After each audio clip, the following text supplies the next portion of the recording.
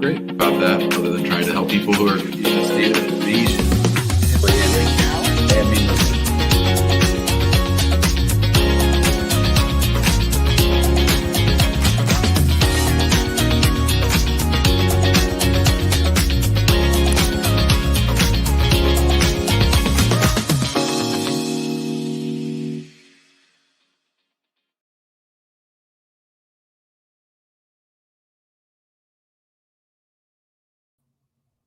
Welcome back.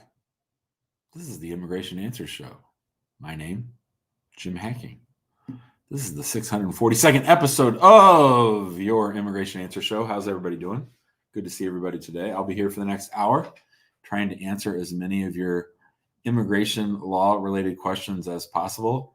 If you have questions about how you should be living your life, I'd be happy to tell you about that. Whatever I can do for you, I'll be happy to do it. Sometimes it's nice when people aren't just talking about forms and so forth, but this is your show. We can talk about whatever you want as long as it's related and not advancing the cause of Donald Trump and the Republicans. It's all good. I'll be here for the next hour, like I said. How are you guys doing? Let me look in the comments, see who's here. Tyrone is here. Umaru is here. Mohammed Shohan, hello. You need to get in the waiting room if you want to ask me a question. Hope is here, as she often is, from Florida. Sintum Don is here. We have Arkansas in the house. Gabrielle is getting ready to buy a golf course, so that's exciting. Tony saying hello from sunny SF, San Francisco, I guess, or South Florida. Morning from Lucas. Hina is here. Nurse Laura is here. Rocio is having some broccoli cheddar soup at Panera. I'm more partial to, actually, I've been drinking chicken noodle soup when I was sick. I had it almost every day from Panera. I do like the chicken wild rice, which Amani made last night. So who else? I don't usually answer in the comments, just so everybody knows. Raphael's here. Abel's here. Cyrus here. Traylene says hello. D-Skull. Big ups from D-Skull. Sean is here. AJ's here, our good friend AJ. Lucas. Yassine Hori sent me a nice note about the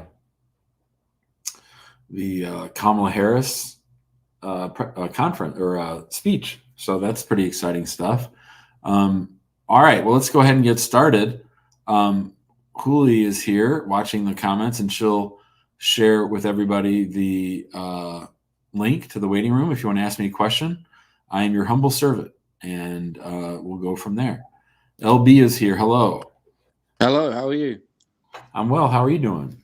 I'm doing great. Go for it. So I guess a bit of background. I'm an F1 student here in St. Louis. I'm on my STEM OPT. Me and my, I guess now fiance just got engaged. And thank you. And we are currently in the headache of organizing a wedding. On top of that, also trying to figure out immigration and how it works. And one question her father posed to us was, originally our plan was we wanted to do a small ceremony in December and then a big one in May. And he posed the question of, well, if you're going to be applying for a marriage-based green card, would that be considered a red flag if you apply after your December small ceremony? No, people do it all the time. Awesome. Thank you. That's it? That was it. I'm just here to enjoy the process and figure out how it all works and what's going on. Awesome. Well, welcome, LB. Glad to hear from you. Thanks, man. Thanks. See you, bud. All right. Asif is here. Hello, Asif. Hello, Jim. How are you doing? Great. How are you doing? Yeah, I'm good. Thank you. So I'm having an IR1 case. I'm already done for my interview. Actually, I transferred my case from Afghanistan to Africa. So on 24, I have done for my interview, but unfortunately, they give me 221G. So At this point, what can I do? Yeah, one of the senator from US, he already released the form for me to fill out this. So I'm asking, will it help me out? There's nothing you can do but wait. Okay, so usually how much time does it take? May I know, please? I've had people in administrative processing for 2 weeks. I've had people in administrative processing for 2 years. Oh, okay. So when I can file for the lawsuit, may I know, please? This is for a student visa? No, it's a IR1 spouse Oh, visa. IR1. Okay. Yeah.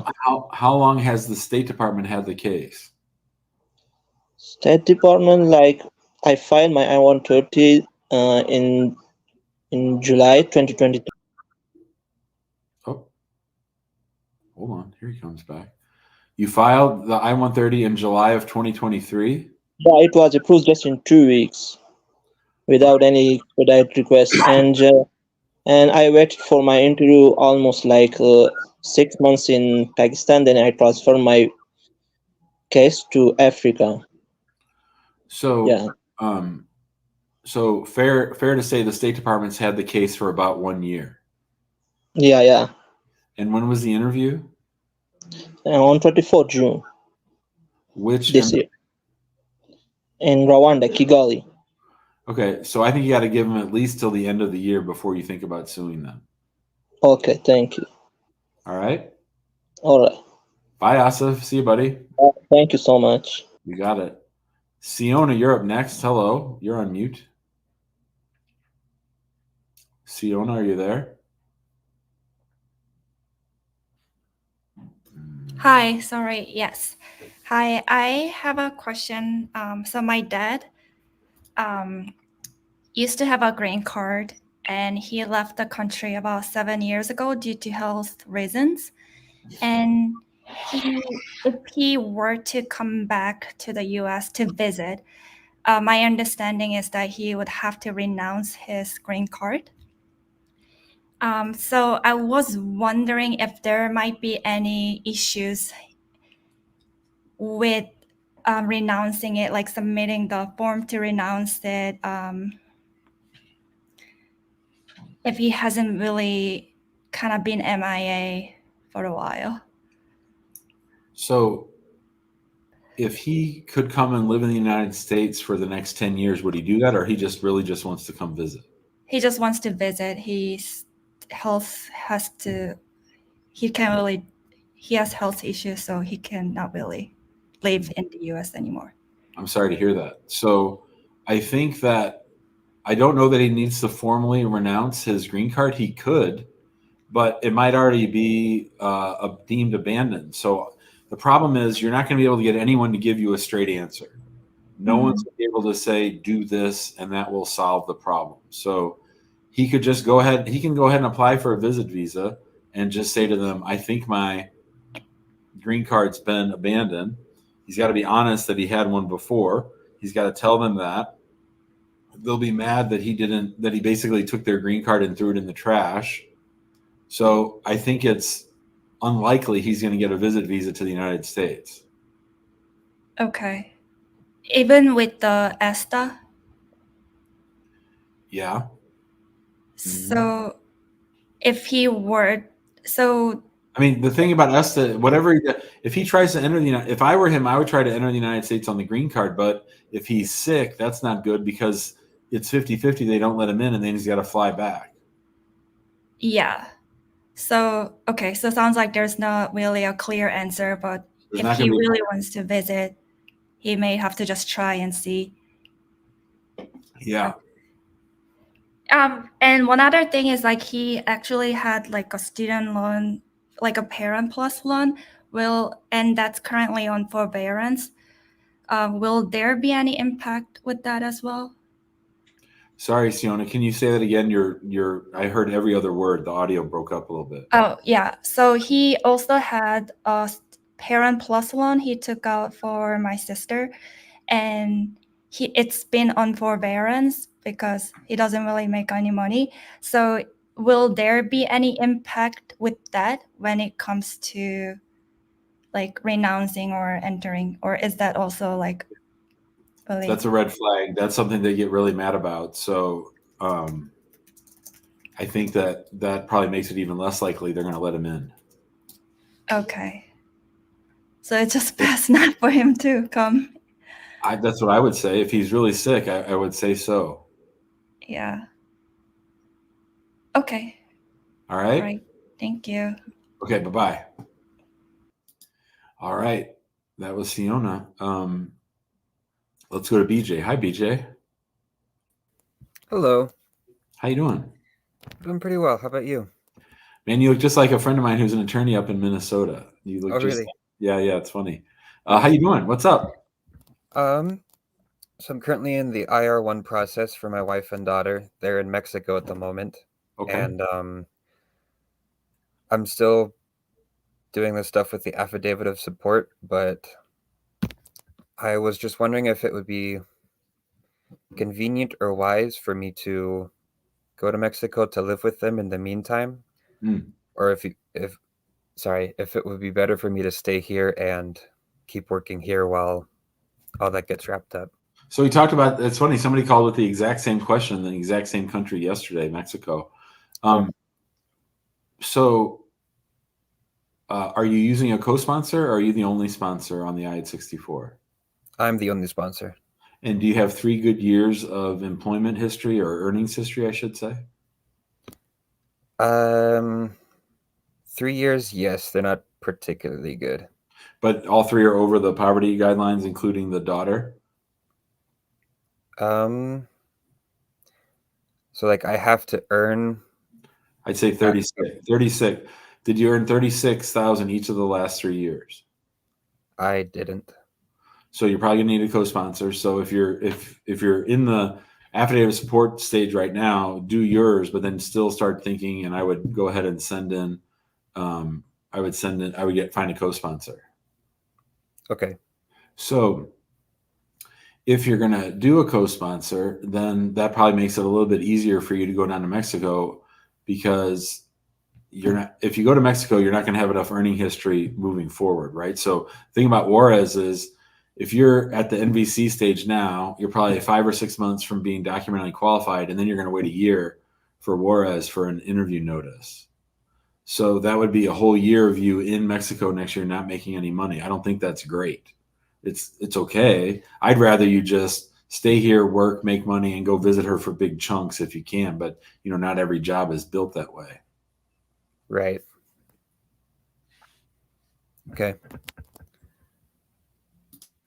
I think that was the only question I had. Thanks, BJ. Keep us posted, bud. See ya. All right. Thank you. Bye. Bye. All right. Jamat. Hello, Jamat. Oh, this is interesting. Hello. Jamat, are you there? You're on mute.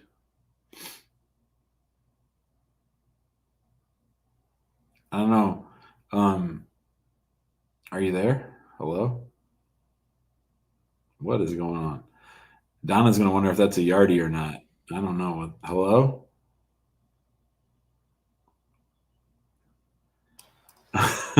Hello? Oh, she was off mute for a second. Hello? Hi, can you hear me? Yeah, would you like to be off camera?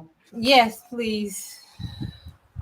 Actually, I sort of like having the doll on there. Okay, you can stay with the doll. That's fine. I have no problem.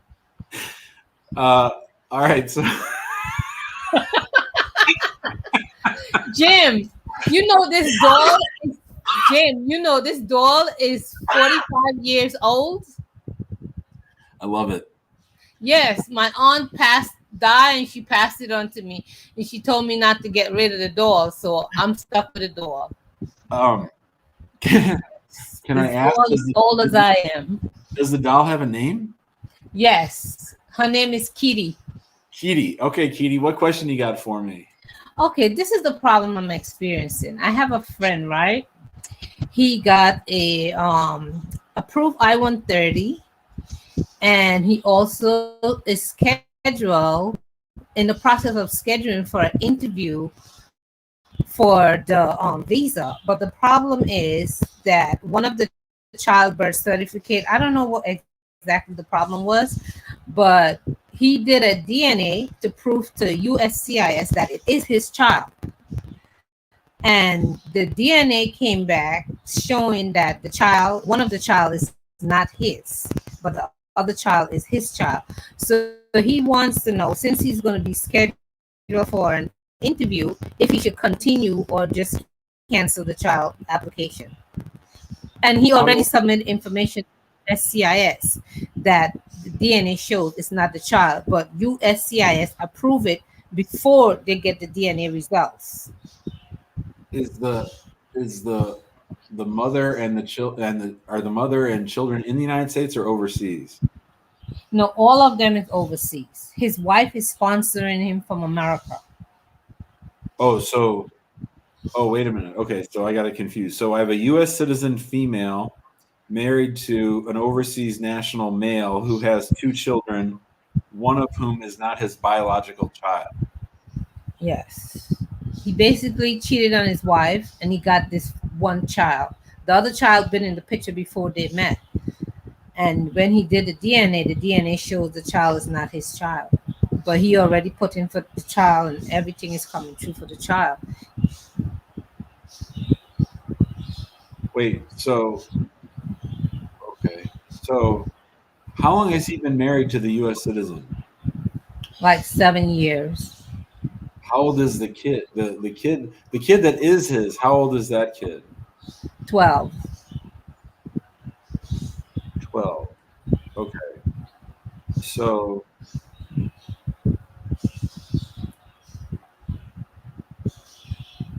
the kid that is his is 12, and the kid that isn't his is how old?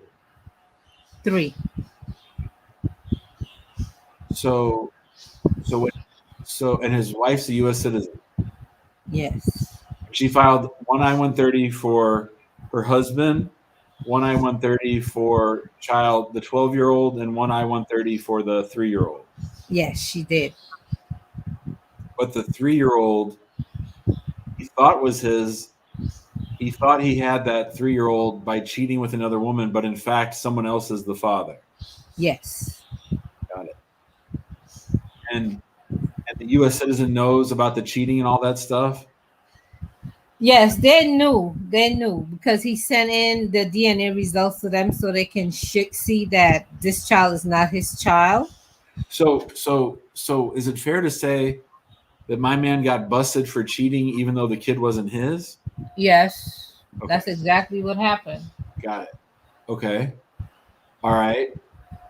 So USCIS knows that he thought he had a child with another person while he was married, or at least with this person, this U.S. citizen that's sponsoring him. Yes. Did you said that?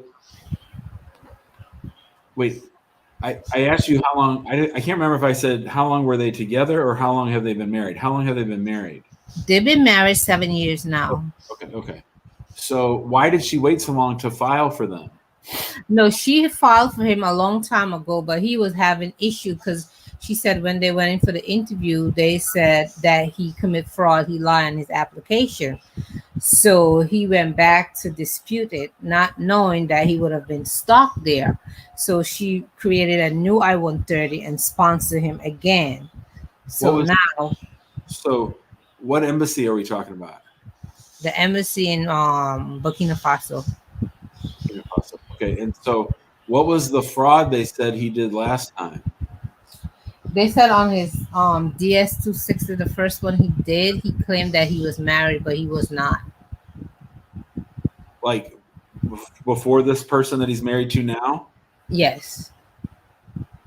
And that was for a DS-160 or a 260? I think it's a 260 because he applied for the visa to come here first. And I think when he applied for that visa to come here first, that's where to find the mystic. But he said he had no knowledge of it. The person who did the application, they're the one who put it down. So that And was then probably a visit visa, and they said he was married to make them think he would come back. yes. Either way, okay. So basically, what I have is a guy who has big problems. He has an old case of fraud, which he's never really fixed, and now in that fraud, he said he was married to someone, and now he's trying to get a green card based on marriage to this new person, and they also know that he cheated on this person. Yeah, this guy's not. I don't think this guy's going to get a visa. Okay. I mean, I think he's got a lot of explaining to do. They're not going to trust him. I think they're just going to sit on the case, and he's never going to get a visa. Okay. And what should he do now in terms of the child? Well, I mean, that case should be withdrawn. The case for the child that isn't his should be withdrawn. Okay, so I'm gonna let them know that they have to withdraw that because there's Yeah, no but way he can.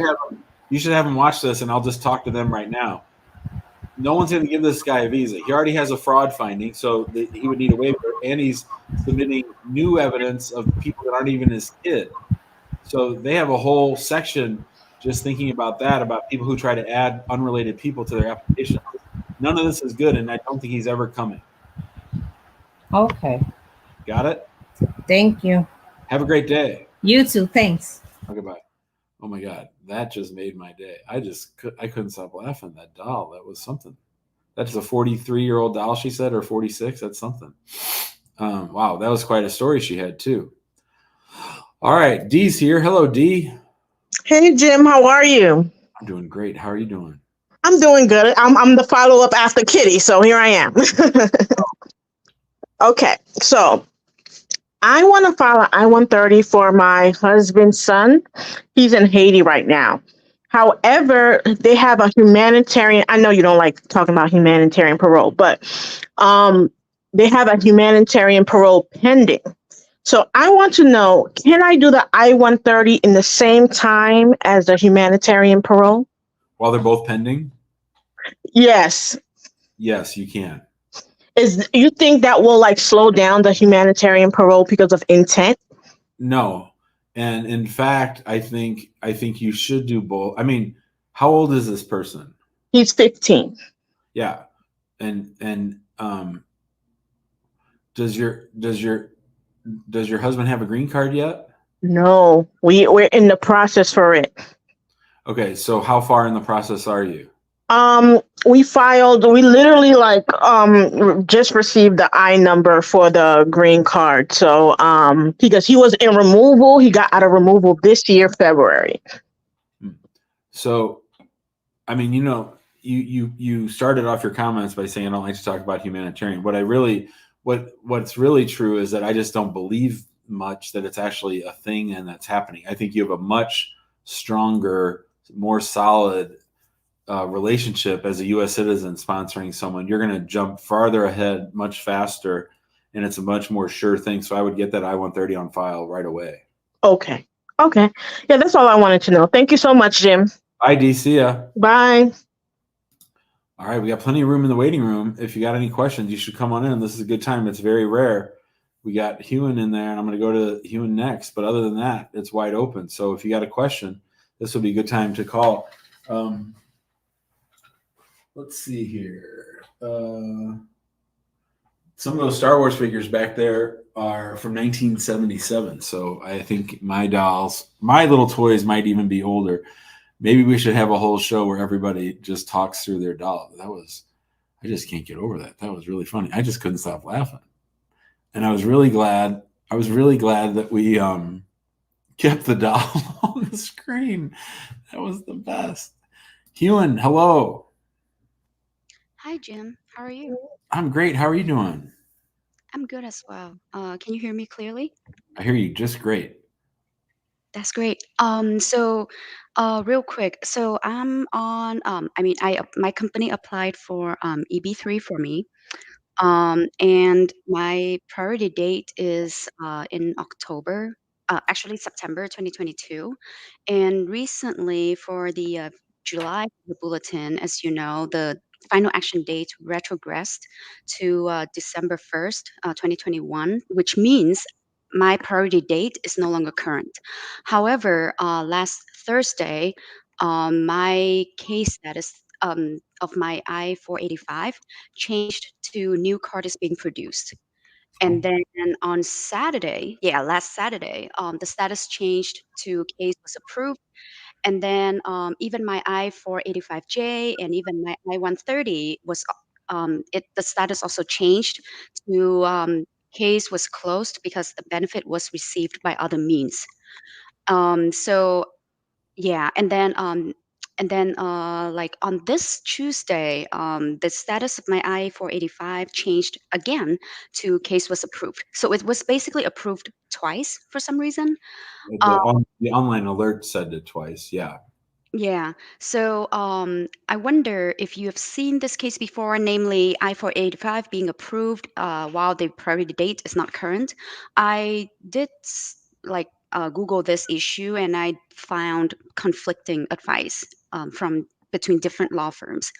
So So at any time in the last 6 months, has your final action date been current? yes, my final action date was current from April 1st to June 30th. Yeah. Until the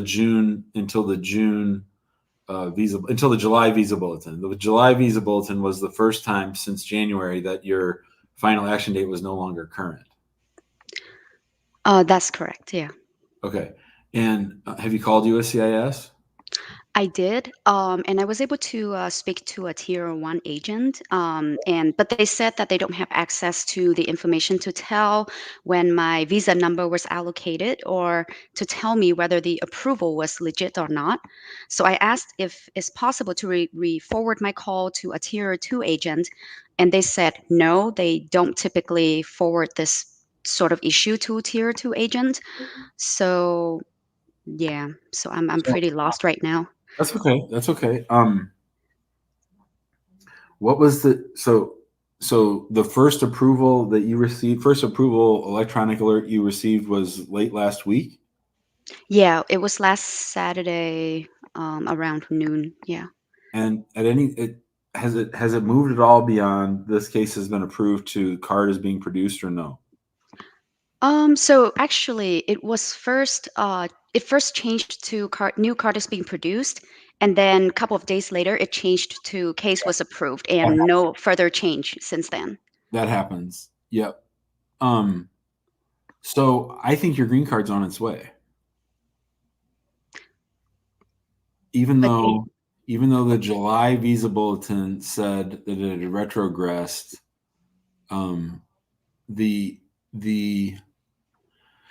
the way that the agency holds available visa numbers and doles them out. I mean, I think here's what I'll say. I think it's an 80% chance your green card is on its way. I think it's a 20% chance that somebody made a mistake. But if I were a betting man and I was going to Las Vegas tomorrow, I would bet that you're going to have your green card in about 2 weeks. Now, the one thing that might be interesting is whether or not it's a valid or invalid green card, right? Yeah. But I think that it is. But I here's what I'll say: if you get your green card, email me a copy of it in 2 weeks, and I'll do some checking to see what I can find out. Yeah, that would be great. I have another theory that I want to bring up. Oh, I like Do you think theories. it's yeah? So do you think it's possible that I was allocated a visa number while I was current, so maybe in late June, and then they didn't get to approve it until July? Which does that mean that if that's the case, then does that mean the green card is valid? Yeah. So here's what I'll say. You just explained it better than I did. That's what I was thinking, was that because I've had this happen a couple times with adult children of green card holders who happen to be in the United States, which is pretty unusual. And there's often a lot of weird rigmarole about whether or not the visa is current, and then they schedule them for an interview. So I think that's what I was trying to say is I think that at some point earlier in the process, they knew your case was headed towards an approval, and they grabbed in the system a visa for you, a visa number for you, and that's why even though the visa bulletin said in July that the dates had retrogressed, they had already grabbed that visa for you, and that's why I think it's probably a valid green card and that you're going to get it. Okay. By the way, for the case that you just mentioned, did that person run into problems later during naturalization at all? She's not eligible yet. Okay. Now, Okay, I if you're asking me, Jim, do you think that if I get this green card and it was sort of right on the border of whether or not they gave it to me correctly or not? I have seen people, I mentioned this yesterday on yesterday's show. I've had people show up at their citizenship interview and say, yeah, your green card was issued by mistake.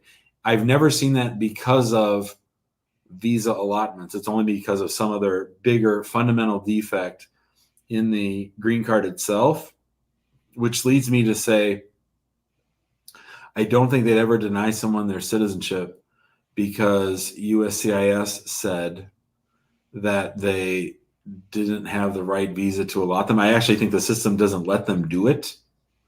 And moreover, if they tried that shit, I would sue them for your citizenship at that point, if that makes sense. Okay. Yeah, that's reassuring to know. Yeah. Okay. So let me know. I mean, you can just email me directly. You don't have to come back on the show. Just email me and let me know if you get your green card. I'm interested to hear what happens. Yeah, I will. Oh, sorry. What is your email address? Is it info@hackingimmigrationlaw.com? Okay. Awesome. Thank you Thanks. so Good much. work, Kieran. I think your theory was right on. Thank you. See Thank ya. you. Have a nice day. Thank you so much. Okay, bye. Now that I think about it, maybe we should have, instead of when someone's off camera, that black screen, maybe we should just have different dolls set up and I can talk to dolls. Speaking of talking to dolls, I'm watching a very strange show on Netflix. Very, very strange. And it's funny that I say that because it stars the star of Doctor Strange, Benedict Cumberbatch. It's called Eric. It's about this guy who's sort of like a drunk Jim Henson who created Sesame Street, and his son goes missing in New York.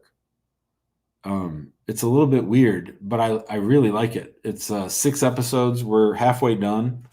Amani and I spend way too much time watching crime shows, but this is an interesting one, and the puppets make it sort of extra creepy or weird or whatever. But Benedict Cumberbatch is a great actor, and he's really sort of a jerk in this. So it's fun to see. You might want to check it out if you want. G, what you got, G? Hello, James. How are you? I'm doing great. How are you doing? I'm good. I have a question on behalf of my cousin.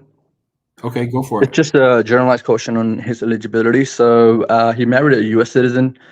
His case, political asylum case, is going in an immigration court. So I believe he's in a removal proceeding.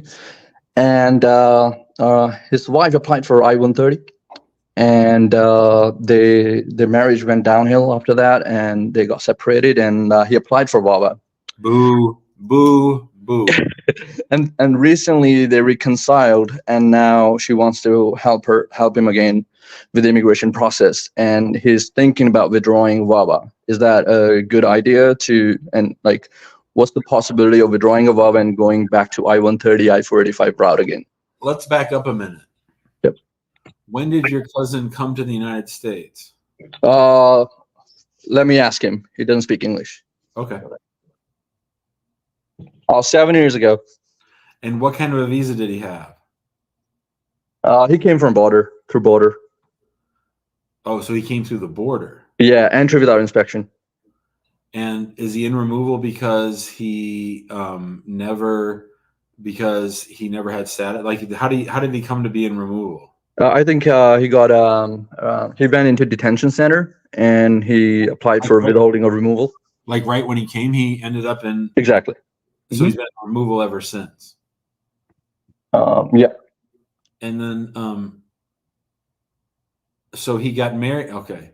So this guy's got big problems. So he got married while he was in removal. So whenever you're married while in removal, they automatically think that the only reason you got married was to save your butt from getting deported, right? Right. But he got married last year. He has been in this process for almost 7 years now. So Yeah. But what I'm saying, 6 years, yeah. if it doesn't matter if you're in removal for a day or 6 years, if you get married while in removal, they think it's fake, and you've got to prove it by a higher standard than a regular marriage, and you have to ask for an exception to. You have to prove it by more evidence, if that makes sense. Okay. So that means they are already suspicious of his I-130, right? Then his wife withdrew it, right? That's right. So let's see. Let's just walk through this. So, Jim, what do you think are the chances when she's filed an I-130 and he's in removal? I think the chances at that point are, 60% good, 40% bad. Jim, once she withdraws the I-130, what do you think the chances are? Then I think the chances drop down to 20%. Then he files a VAWA complaint against her. And I don't know if you've watched this show for long, G, but we talk about this thing on the show that I call the playbook. And it's like there's a secret playbook on the internet that says enter the United States without inspection or come on a visa and overstay, marry a U.S. citizen. If you don't like him or her anymore, then file a VAWA claim. So USCIS sees this fact pattern. As weird as it seems, like your cousin, like this is a one-time thing, they see this all the time. So they're very suspicious of VAWA claims, especially by men after an I-130. So now, if you're asking me, Jim, what are the chances of him now if they start over with a new I-130? I would say the chances are about 5%. Even if he has a lawyer, maybe 10%. Even if he has a lawyer and they do the best possible job, because what's going to happen is USCIS is not going to approve that I-130 for a very, very long time. They're going to drag it out, thinking to themselves, well, if they broke up once already, and if she withdrew the I-130 once, then if we wait long enough, they're going to start fighting again, and then she'll withdraw the I-130 again, and then he never gets out of removal. Interesting. Okay, so should he stick with VAWA then, and just based on like you mentioned, the playbook or the fact or whatnot, he should do because they reconcile now. So yeah, if the VAWA case is valid, then he might want to proceed with the VAWA. We've had VAWA cases where the people stay with the spouse. To me, it's sort of strange, and I think it hurts the case. But to then get back together, that's a whole different thing. So I would say, here's what I would say. If the marriage is real, and if they really are together, and she really wants to help him and is in it for the long haul, because you're talking 4 or 5 years. If she's fully aware of everything he said about her in the VAWA case, all of it, if they're all on board, then I think you proceed. Otherwise, it sounds like somebody's just trying to get a green card, and I don't have much hope. Got it. Okay, well, thank you for your time. Appreciate it. Gee, thanks, buddy. Donna nails it. Desperation. That's what I'm talking about. Lots of different moving parts. None of them sounded very good to me. Michaela is here. Hello.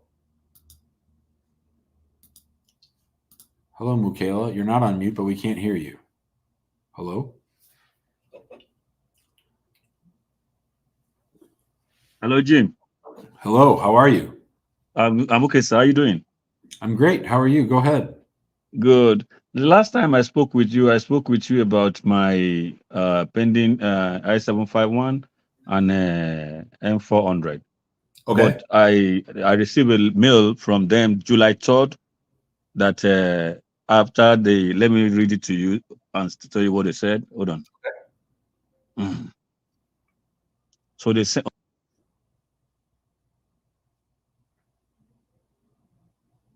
did he say? Michaela, you there?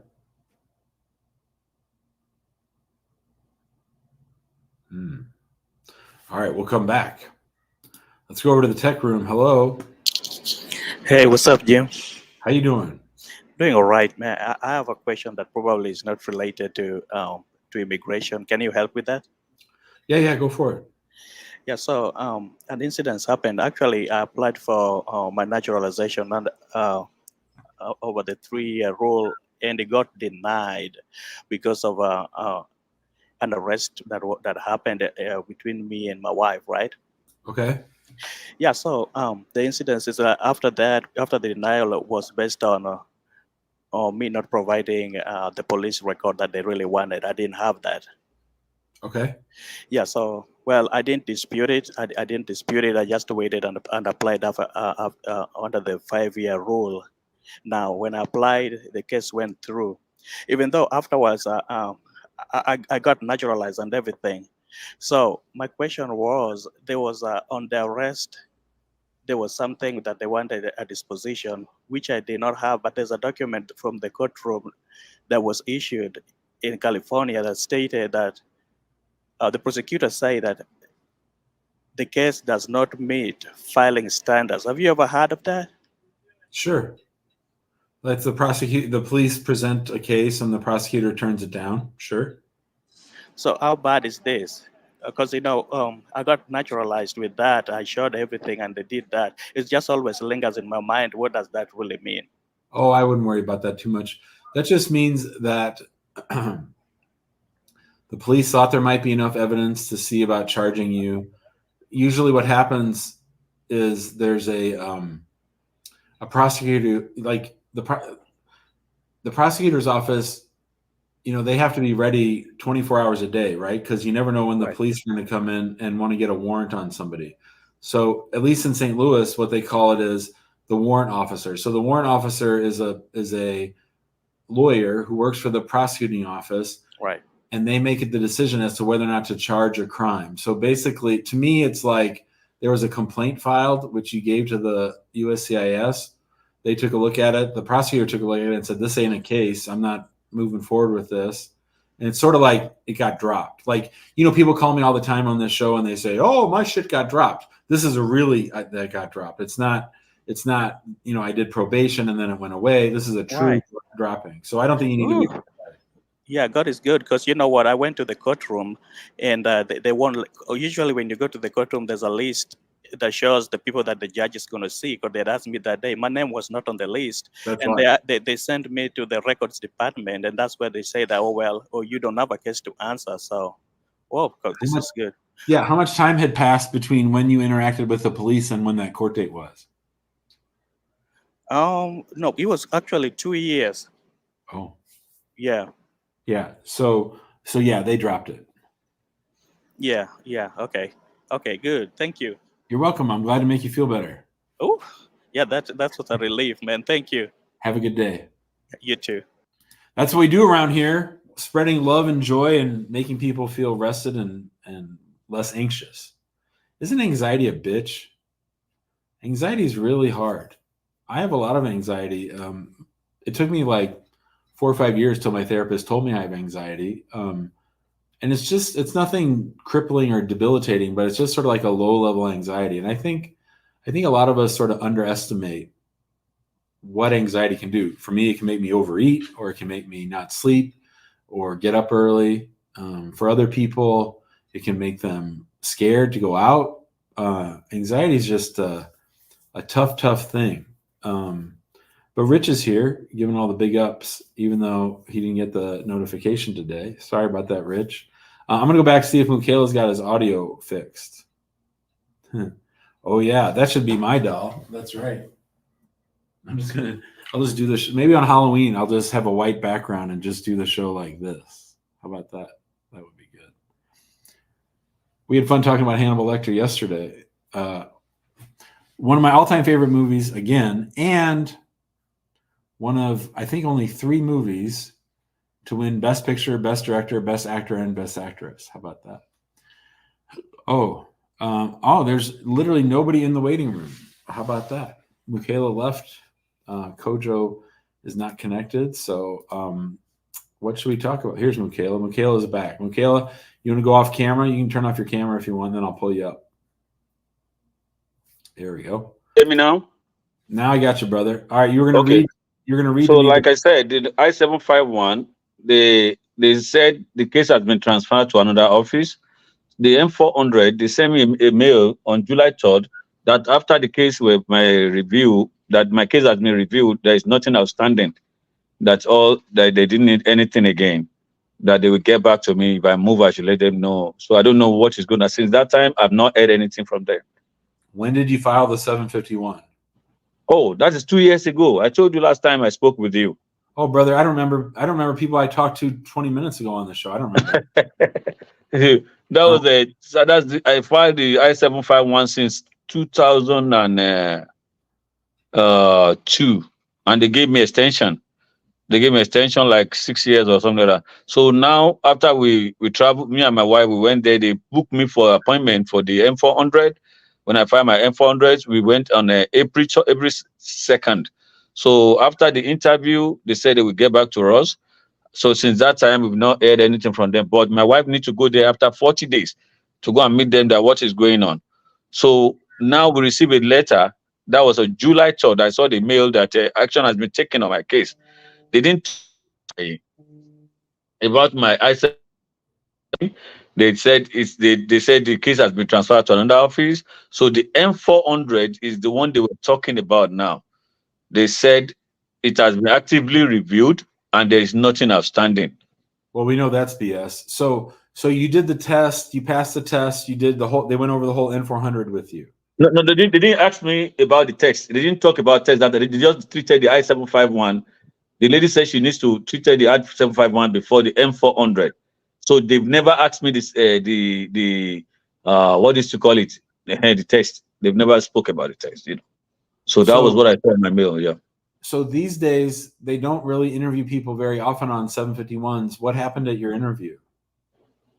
So at the interview, she was asking me a question about my former marriages and other stuff like that, and she asked me about my divorce. I gave her the copy, the copy of the one from the Nigeria, and she said they will verify another thing like that. So the next thing I'm going to see is they said there's nothing outstanding. They verify everything that there's nothing outstanding. That if they need anything from me, they will ask me. And since then, I've not heard anything. So they didn't separate you at the 751 interview? No, they didn't separate us. They didn't separate. No, we were there together. How many times in your life have you been married? This is my third wedding. And what countries have you been married in? My first wedding is Nigeria. The two other marriages is America. So tell me about the divorce decree on the Nigerian case.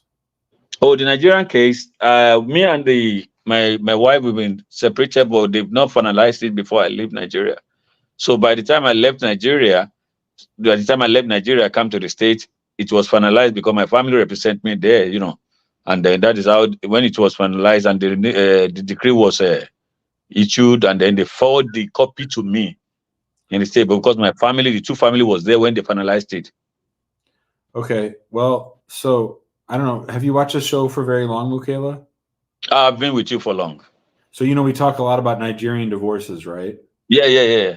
So even people that have valid Nigerian divorces, I still think there's like a stop sign on their file. So I think the reason they're screwing around with your 751 is because of that old divorce decree. So even if yours is real, then they're still sitting on like it's taken this long to where people are almost citizens. Like we're almost at the end of them thinking about or catching bad 751s this late, pretty bad divorce decrees this late. Pretty soon it'll just be on the underlying I-130s. So if I were you, what I would do is I would hire a lawyer that you've never met before in Nigeria. I would find the best lawyer in Nigeria I could find and have them go down and verify that the divorce is real. Then what I would do, they've already confirmed that the divorce is real. How do you know? Oh, I've already taken a step about that. Who confirmed it? My lawyer that manages all my stuff in Nigeria. I have to call a lawyer. I'm telling Nigeria You go didn't and hear. confirm and everything. You didn't hear what I said. Okay. I said a lawyer, a brand new lawyer who you don't even know. Okay.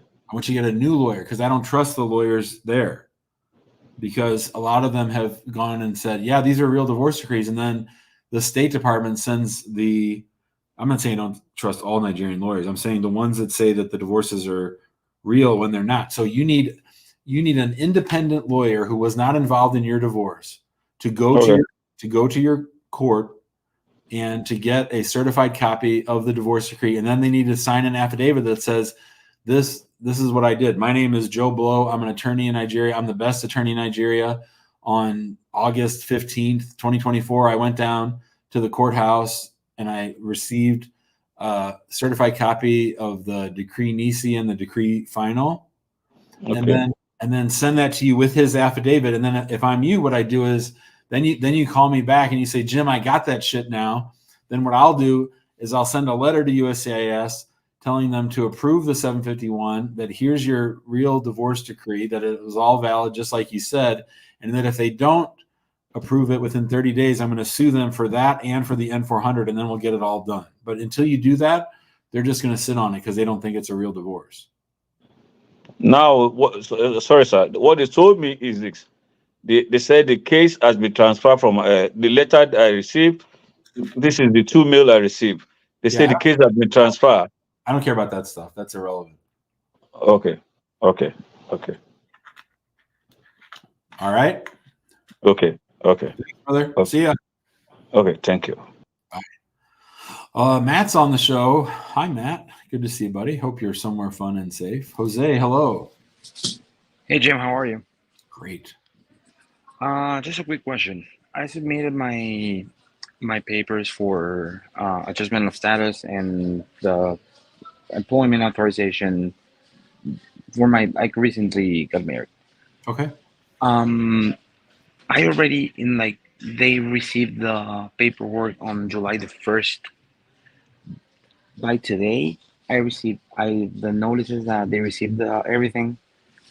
The codes for the website, and did my fingerprints already. Great. Is that a signal that the case will go in a certain way, like fast, not so fast? It depends.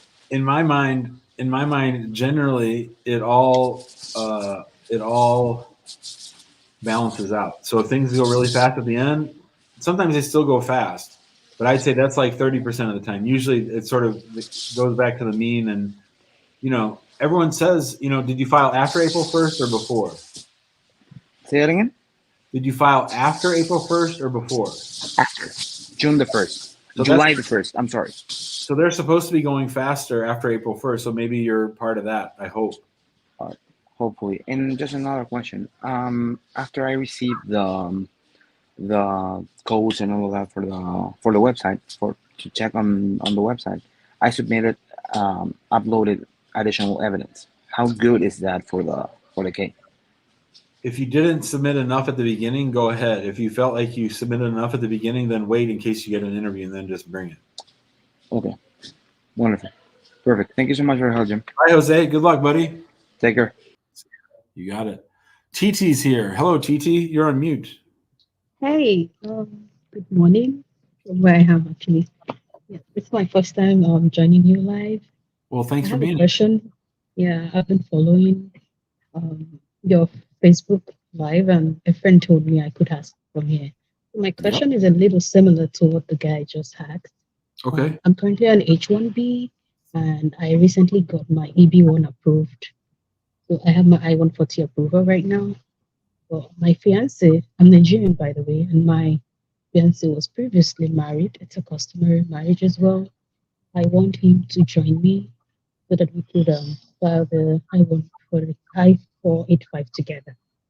Right. So this is his profile. He has F1 visa, he has B1 visa, and he was married customarily, but the divorce was just like, it was an Islamic marriage, and the process is very different. It's like when you just say you divorce, people believe that literally, and that's how it works. So, in an effort to kind of benefit from this adjustment of status together, we're trying to find out the best way for us to gather all of our evidences together so that we can apply together. Now, I could have gone home, have him on my H4 as well. It would be very easy, but he has a Canadian ban 4 years ago, and we're scared that if he goes to the embassy, that would reflect on his profile, and it could, probably ruin the previous visas that he has. So we're a little bit in a very dicey situation, and we need all the advice that we can get. Well, what you need is a lawyer. This is like a law school exam question. You got like 30 moving parts to this fact pattern. What? Hold on. That's marriage. I'm looking for divorce. Okay. So, have you looked at the visa reciprocity table at all? Not even sure what that is. Okay, so I'm going to put a link to it right here in the comments so you can come back and look at the this is actually for Nigeria. So the State Department doesn't want to have to go and figure out which documents are best to use in every single case. So they've gone through every single country and made a list of what they expect to see when somebody says that they have documents or don't have documents from that country, right? So so I'm going to just real quick, I'm going to pull it up here so that you can see. I don't know if can you see my screen or no? No, I can't. I can always join from another device. I can see you. Yeah. Well, so for Nigeria, that says this is under divorce certificates. So customary marriages, there's no legal requirement that a customary marriage should be dissolved by any court, nor any requirement that the divorce be registered or documented. Traditional marriages are often dissolved without any written record. One legal method of divorce involves the groom or his family returning the bride price to the bride or her family. Divorces for some traditional marriages are documented by filing an affidavit with a customary court. Finally, traditional marriages may be formally dissolved by a customary court and a divorce decree issued by the court. Where there is no customary court in the area, a magistrate court may dissolve it. So does he have anything related to that? I don't think so. Okay. I don't think so. And then there's a whole other thing with Islamic message divorces, where a man tells his wife, I divorce you, that single pronouncement suspends the marriage. Making this pronouncement 3 times permanently dissolves the marriage. It is not clear if this must be at the same time or different times. The most common practice in Nigeria for the man is to write it on paper and give it to the woman. Once this is done, the marriage is technically divorced, and the couple can only remarry if the wife marries another person and divorces. That's from Sharia law. The woman may take the paper her husband has written to the Sharia court to obtain a certificate of divorce. Sharia courts have jurisdiction to dissolve Islamic marriages in many states in northern Nigeria. In states where there's no Sharia court, the customary court may dissolve Islamic marriages, and Islamic marriage cannot be divorced in a marriage court unless there is in a magistrate court, unless there's no customary court available. On the other hand, where a woman is dissatisfied with her marriage, she can initiate a divorce herself through a system called Kul, which must be done through the court. So what I'm saying is, well, here's what I'm saying. So he's overseas, right? Mm-hmm. He's overseas. Yeah, he's in South Africa. And why did he get exclusion order from Canada? So he was trying to get into Canada, I think some 6 years ago, and there was some misrepresentation in the account statement, something like that. Okay. Basically, the account manager messed up the situation at the time. Yeah. Okay, so I think he needs to, and as of right now, you're not currently married, right? No, but we've been engaged for 5 years. Yeah. Well, I would say that he should go through the process of getting a divorce, an actual divorce. I think just saying, I mean, I've seen so many problems with customary marriages and divorces out of Nigeria that it would be foolish to start the whole process until it's absolutely clear that he has a valid divorce. And that includes before he marries you. Okay. Because if he's still legally married to them, or if they claim 2 years from now, then you're like starting over. So I think that's the most important thing. Whether how far are you away from your final action date becoming current on your approved I-140? I would imagine. I'm actually current. I'm current right now. I could apply tomorrow. So I would apply tomorrow. I would get my own green card and I would deal with him later. You're not even married. You have a Nigerian. You have a Nigerian divorce. I think it's. Oh, she's gone. All right. All right. I'm just going to bring on our friend real quick. He's going to end the show for us. There he is. What's up, Temi? Hello, Mr. Jim. How you doing, boss? I'm great, buddy. How you doing? Good. Please, I'm very sorry. I have only one question because I think out of what we are saying just now, I get the little message from the other one. The question is that if someone have attorney and he send I think she have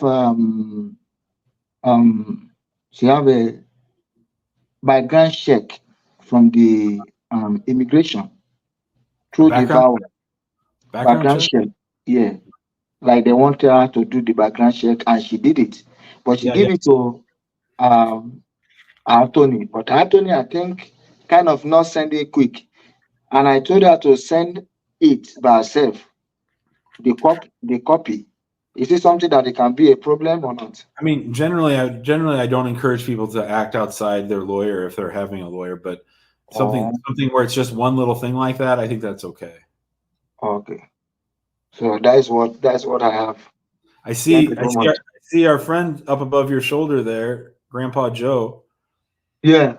I told you the other day because we just need to pray. We need to pray because we really want the woman. Thank God now that there's change. We really want the woman to push him up. Yeah. Because with all what is going on now, with prayer we need.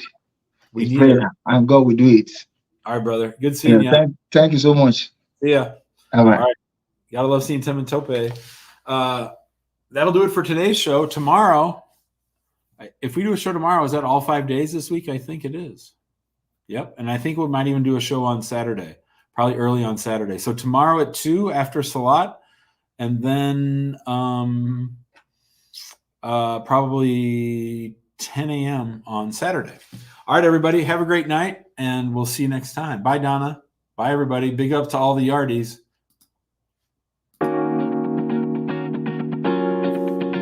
I'm great about that, other than trying to help people who are in a state of invasion.